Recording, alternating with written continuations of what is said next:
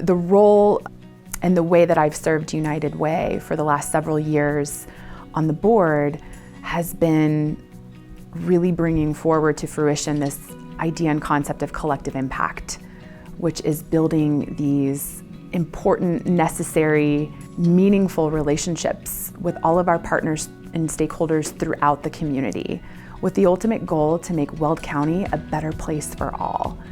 And that requires all of us. I mean, those that have insights, knowledge, who are helping those in need every single day, to those that have the resources and connections that we can leverage to bring in the support and help with those efforts.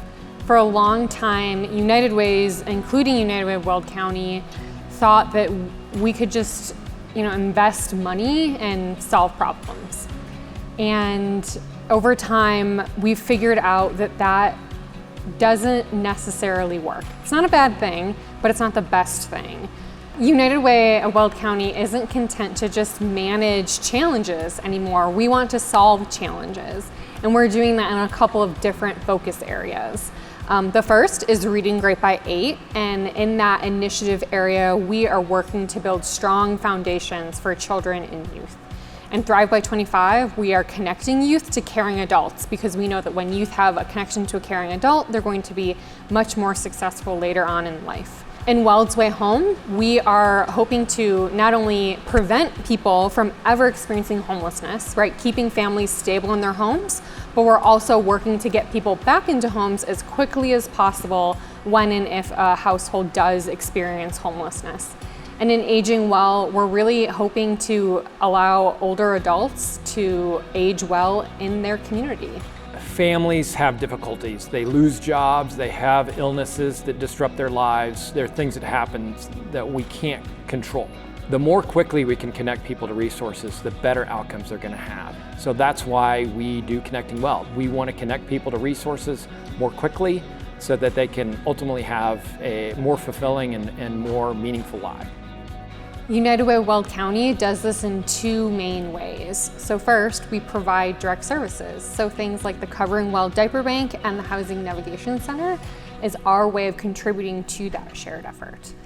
The second is by convening community-wide conversations and partnerships. We're working with lots of different entities, school districts, libraries, other nonprofits, community-wide volunteers for these shared efforts. And the perfect example of that is United Way Weld County convening the Weld County Early Childhood Council.